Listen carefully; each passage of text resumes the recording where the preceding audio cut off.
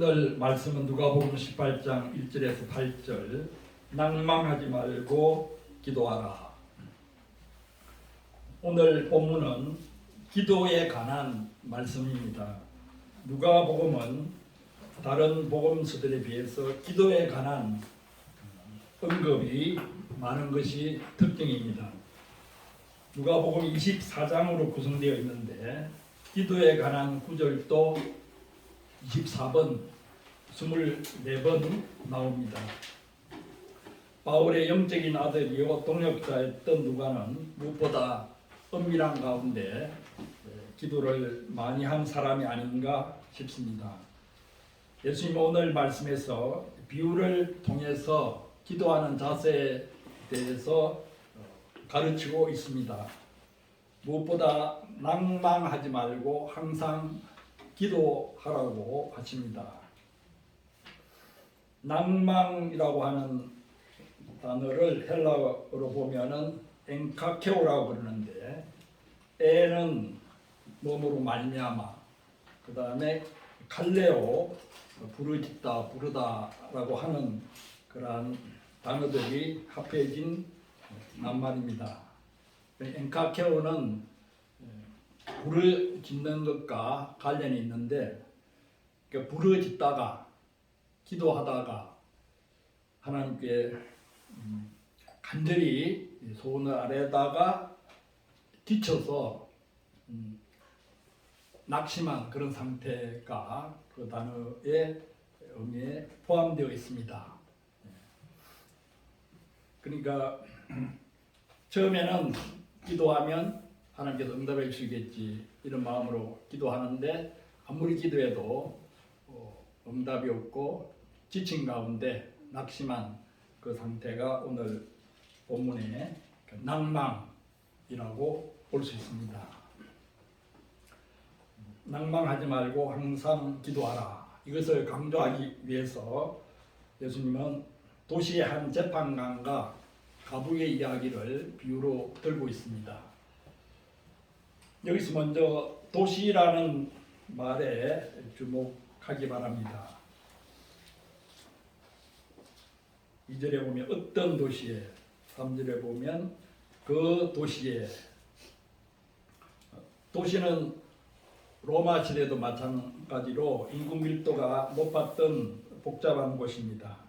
사람들이 먹고 살기 위해 생존 경쟁을 벌이는, 그래서 살아남기 위해서 안간힘을 쓰는 곳입니다. 도시 사람들은 몹시 바쁘고 또 조급합니다. 그들의 눈빛에서는 좀체 인간의 정을 느끼기가 힘듭니다. 서로 경계하는 눈빛이 어려 있습니다. 로마 시대 도시도 별 다르지 않았을 것입니다. 도시의 대형 교회 예배에 참석해 보아도 아름다운 찬송과 감동적인 설교 말씀은 있어도 신자들끼리의 따뜻한 정은 느끼기가 쉽지 않습니다. 모래알들이 산더미처럼 모여서 예배를 보고는 또 모래알들이 흩어지듯이 뿔뿔이 도시 구석구석으로 흩어집니다. 또한 도시는 온갖 더러운 것들이 모여있는 쓰레기 하치장과 같습니다. 부정부패는 말할 것도 없고 음란과 술 취함과 방탕과 살인과 사기가 난무하는 곳입니다. 제15회 오늘의 작가상을 수상한 이갑수라는 시인은 신은 망했다라는 시집에서 이렇게 노래했습니다. 신은 시골을 만들었고 인간은 도시를 건설했다.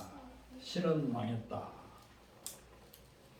태백시 황디 예수원의 장치자 토레이 신부는 도시는 본질상 사탄적인 구조를 이루고 있다고 진단했습니다. 그래서 토레이 신부는 시골에서 새로운 예수 공동체를 이루는 운동을 시작했습니다. 도시교회들이 시골에 땅을 사서 수양관이나 기도원 같은 것을 짓고 하는 것도 이런 약점들을 보완하려고 그러는지도 모르겠습니다. 무엇보다 도시는 인간관계가 얽히고 설켜 있는 곳입니다. 그래서 사람들 사이에 얽히고 설킨 문제들이 많아서 소송 사건들이 비일비재합니다.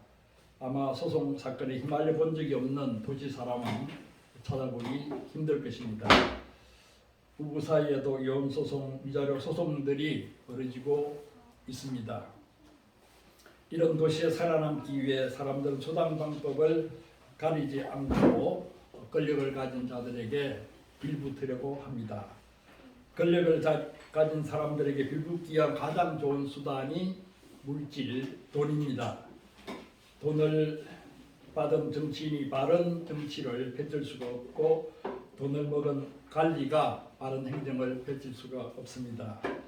돈을 먹은 재판관이 바른 재판을 할 수가 없습니다.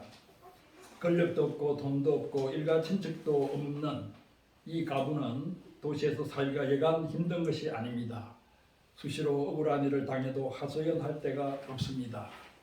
재판을 걸어 시시비비를 가려보려 해도 엄두가 나지 않아 포기하기 일쑤입니다. 본문 비유에 나오는 이 가부도 어느 정도 억울한 일은 참고 지냈을 것입니다. 그런데 원한이 맺힐 만큼 억울한 일을 당하게 되자 이번에는 마음을 단단히 먹고 재판관을 찾아갔습니다. 3절에 보면은 자주 재판관에게 가서 원수에 대한 원한을 풀어달라고 호소하고 있습니다. 하지만 그 재판관은 그 도시에서도 악명 높은 불의한 재판관이었습니다. 여기서 불의한 재판관이라고 하는 것은 대개 뇌물을 먹고 뇌물을 준 자에게 유리한 판결을 해주는 사람을 가리킵니다. 그것을 2절에서는 하나님을 두려워하지 않고 사람을 무시하는 한 재판관이라고 표현하고 있습니다. 이런 재판관이 아무런 배경도 없는 가부를 볼 때에 얼마나 하찮은 존재로 보았겠습니까? 돈으로 뇌물을 주지 않으면서 빈손으로 자주 찾아와서 호소하는 이 가부를 얼마나 귀찮게 여겼겠습니까? 재판관이 가부의 호소를 들어줄 리가 없습니다. 그래도 가부는 재판관을 낮이나 밤이나 찾아가서 호소했습니다. 재판관이 자기를 어떻게 보고 있는지, 자기가 어떤 취급을 받고 있는지 개의치 않고 억울함을 호소했습니다. 여기서 보면 가부가 얼마나 마음속 깊이 원한이 맺혔는지 알 수 있습니다. 그 원한 때문에 체면이고 염치고 돌아보지 않고 호소하고 또 호소했습니다. 재판관은 가부가 얼마나 억울한 일을 당했는지 주의 깊게 들으려고도 하지 않고 가부를 따돌리기에 급급했습니다. 재판관은 가부가 아무리 호소해도 그 원한을 풀어주지 않기로 이미 마음에 결론을 내렸습니다. 가부를 괴롭힌 원수가 재판관과 이해관계가 있는 그 도시의 실력자인지도 모릅니다. 가부의 원한을 풀어주려고 하다가는 재판관 자신이 불리해질 수도 있을 것입니다. 그러나 가부는 계속해서 재판관을 번거롭게 하자 그 불의하고 고집스럽던 재판관도 결국 항복을 하고 말았습니다. 이제는 번거로운 정도가 아니라 아주 괴로운 상황이 되었습니다. 괴롭게 하다라는 헬라어를 보면은 유포피아도라고 하는데 이 말은 원래는 눈 밑 부분을 때리다, 눈을 멍들게 하다라는 뜻입니다. 어떤 부분보다도 눈을 얻어맞는 것이 큰 고통입니다. 겉으로 따지면은 재판관의 눈퉁이에다가 계속해서 잽을 날린 셈입니다.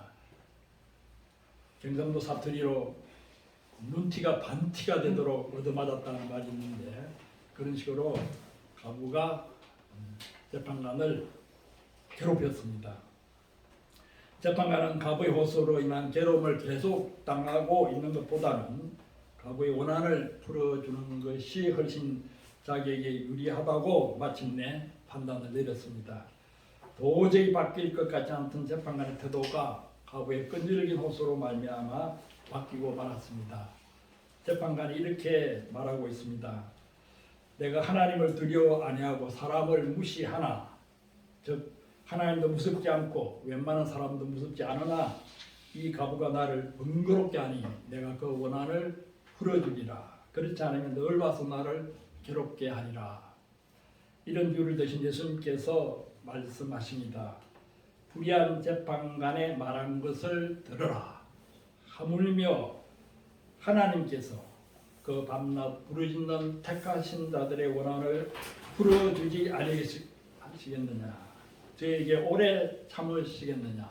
내가 너에게 이르노니 속히 그 원한을 풀어주시리라.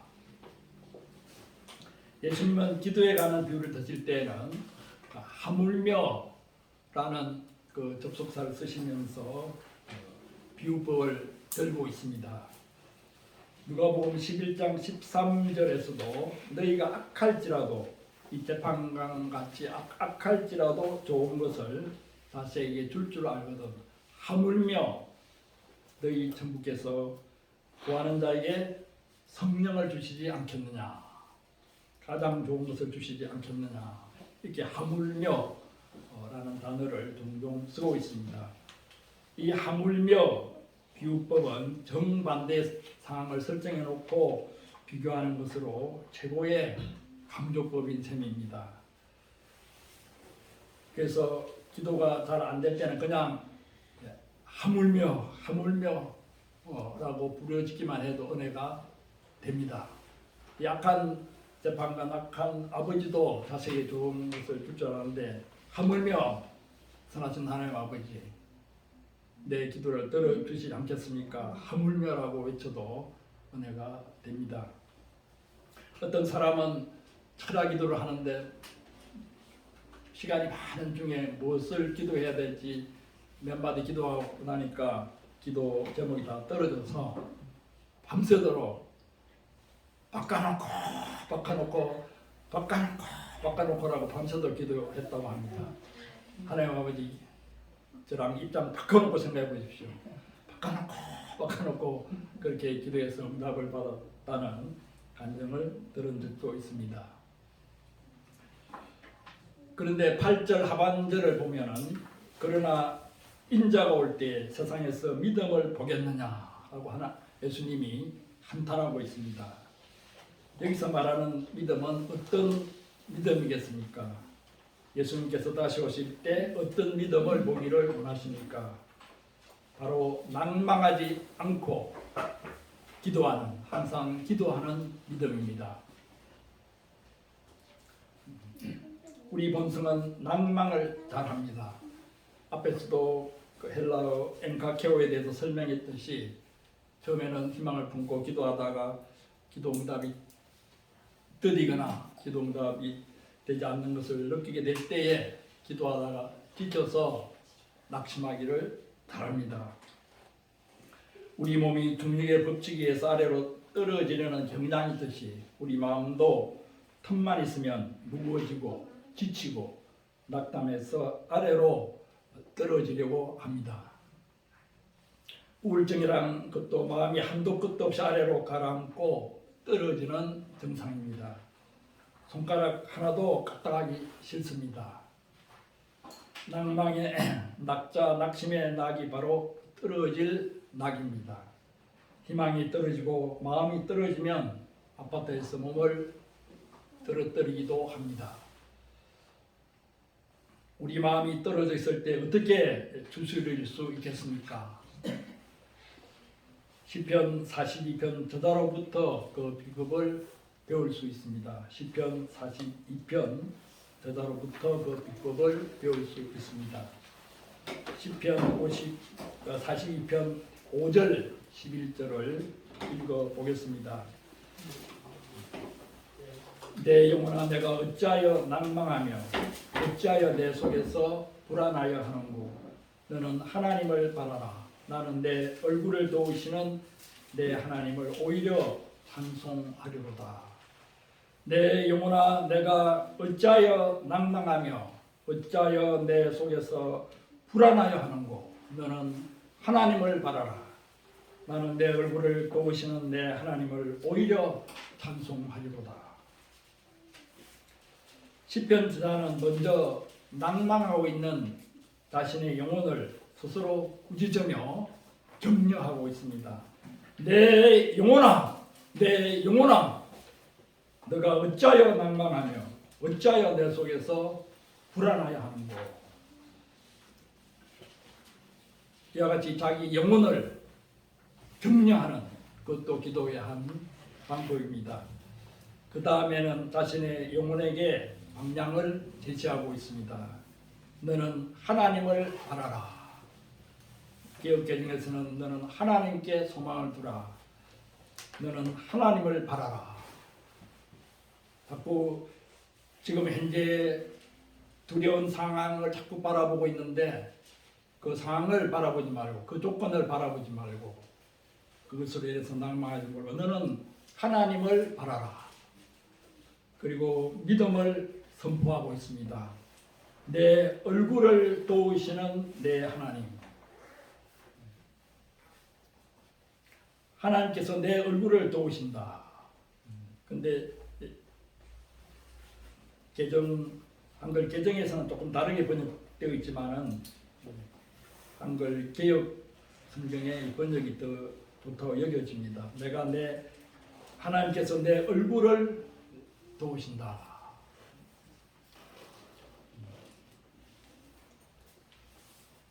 내 얼굴을 도우신다는 의미가 무엇이겠습니까? 그것은 낙심으로 숙여져 있는 내 얼굴을 들게 하신다. 그 낙심에서 나를 일으키신다고 하는 의미입니다. 신앙이라고 할 때 그 앙자가 무엇입니까? 앙은 머리를 들 앙입니다. 신앙, 믿고 머리를 든다. 낙심으로 머리가 수그러지고 지치고 힘든 그런 상황에서 머리를 들라. 믿고 머리를 들라 하는 뜻이 신앙이라고 하는 뜻입니다. 그리고 시편 저자는 마지막으로 마음의 결심을 선포합니다. 오히려 찬송하리로다. 오히려 하나님을 찬송하리로다.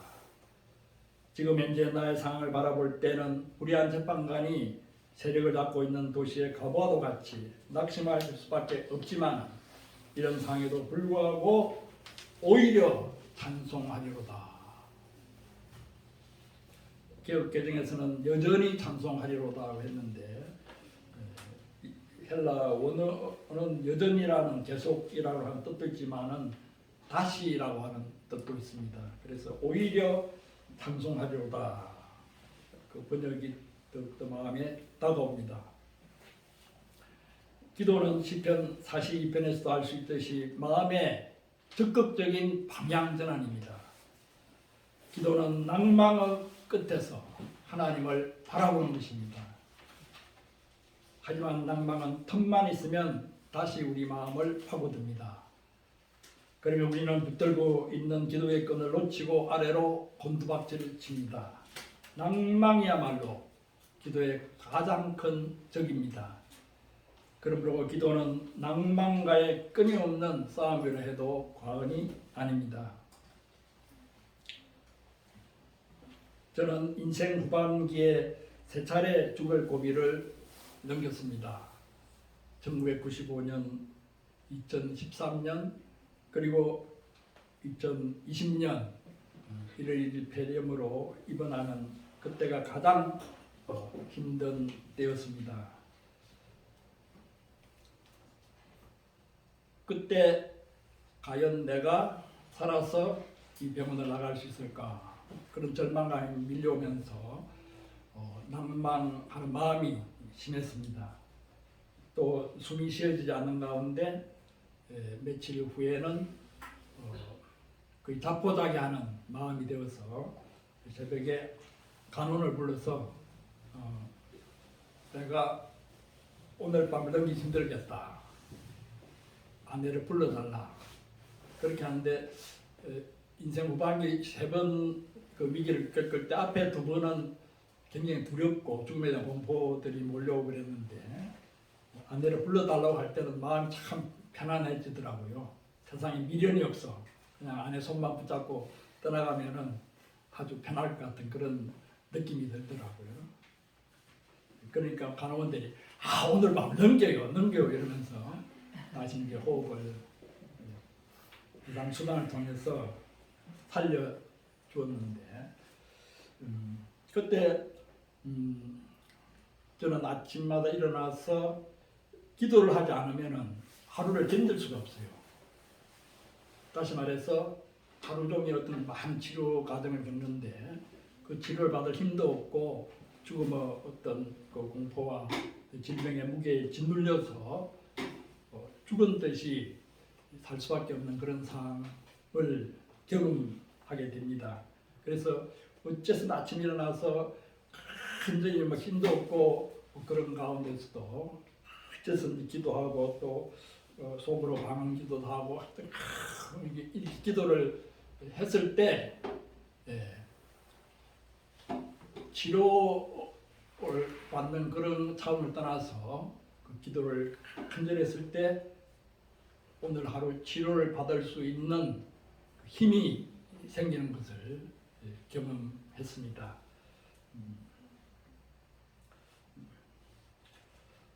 그런 그 과정에서 제일 힘들었던 것이 바로 낭망하는 그 마음과 매일매일 싸우는 일이었습니다.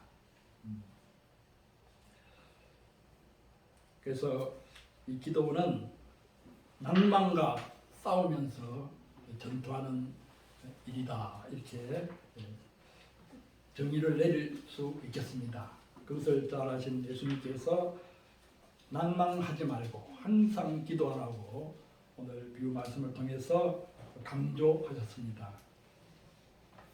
또한 여기서 볼 때 원한을 풀어주시리라 하는 말씀이 나오고 있습니다. 그래서 어떻게 보면은 원한을 품은 뜻이 기도하라는 의미이기도 합니다. 원한을 품은 사람은 그 원한에 꽉 그냥 마음이 묶여갖고 어떻게든 이걸 풀려고 하지 않습니까? 그렇게 간절한 마음으로 원한을 품은 사람처럼 기도하라고 하십니다. 나의 내면에 비뚤어진 그러한 성품에 대해서 또 나의 죄에 대해서 원한을 품듯이 그 고침받기 위해서 기도하고 또 건강 문제가 있을 때 그 병에 대해서 원한을 품은 듯이 기도하는 그런 자세를 통해서 하나님의 응답을 받을 수 있게 됩니다.